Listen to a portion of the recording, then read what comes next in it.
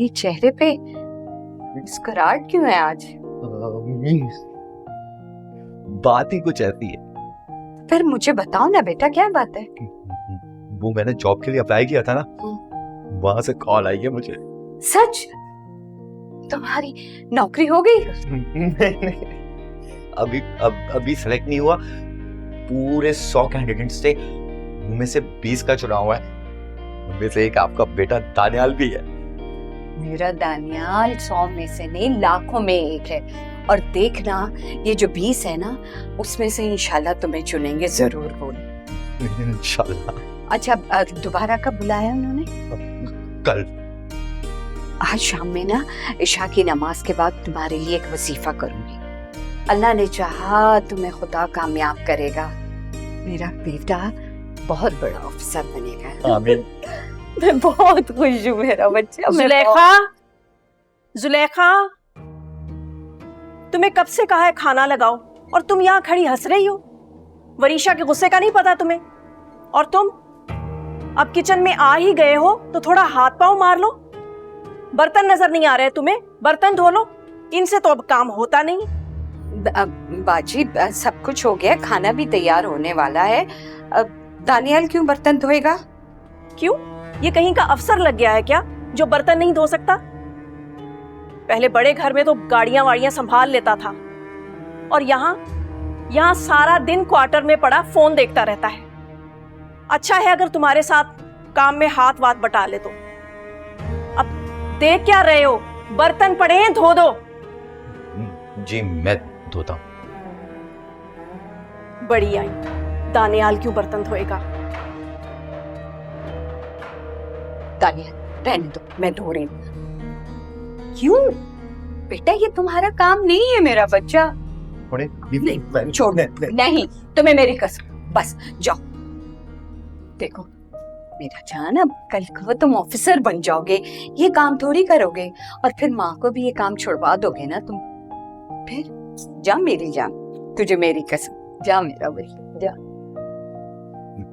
दुआ करिएगा। मेरी जान, तेरी तो सारी दुआएं तेरे लिए हैं। या अल्लाह मेरे बच्चे को कामयाब करते परवरदिगार।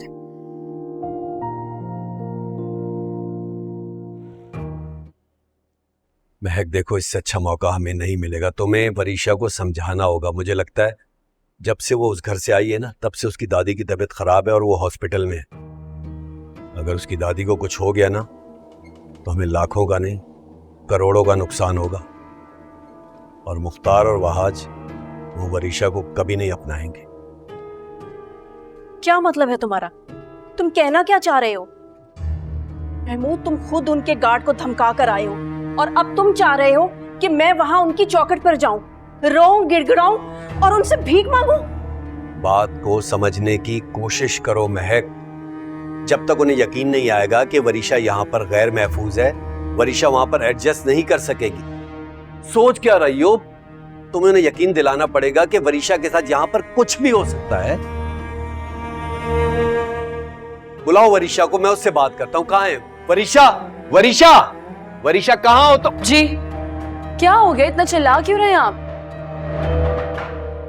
देखो बेटा, जब से तुम अपनी दादी के घर से आई हो ना, उनकी तबीयत खराब है, वो हॉस्पिटलाइज है, वो तुम्हारी जुदाई बर्दाश्त नहीं कर पाएंगी। तो मैं क्या करूं? जाओ उनके पास। Please dad, not again. देखो वरीशा, मैं तुम्हें पहले ही समझा चुका हूँ, जाना तो तुम्हें होगा। बेहतर यही है कि इस बहस को यहीं खत्म कर दो। ओके फाइन, समझ आ गई ये बात कि मुझे जाना है वहां पे। ठीक है, मैं चली जाती हूँ, लेकिन मेरी एक शर्त है। कैसी शर्त? शर्त ये है कि वहाज यहाँ आएगा, मुझसे माफी मांगेगा, और फिर मैं जाऊंगी। क्या होश में तो हो तुम? वहाज तो क्या, कोई भी नहीं आएगा यहाँ, और माफी तो बहुत दूर की बात है। समझाएं इसको। डैड, मुझसे, आपकी वरीशा से वहाज ने बदतमीजी की है, माफी तो उसे मांगनी पड़ेगी ना। देखो बेटा, मेरी बात मानो, इस वक्त तुम अपनी मम्मा के साथ हॉस्पिटल चली जाओ, अपनी दादी से मिल लो। रही बात वहाज की, तो मैं तुमसे वादा करता हूँ, जो बदतमीजी उससे तुम्हारे साथ की है ना, उसका बदला तुम्हारा डैड उससे लेगा। खुश? नहीं, आप कुछ नहीं करेंगे क्योंकि अब आप बदल चुके हैं। अब जो करना है मैं खुद करूंगी। मैं वहां पे सिर्फ एक ही शर्त पे जाऊंगी, अगर वहां जी हाँ के मुझसे माफी मांगेगा तो मैं जाऊंगी। That's it. वरीशा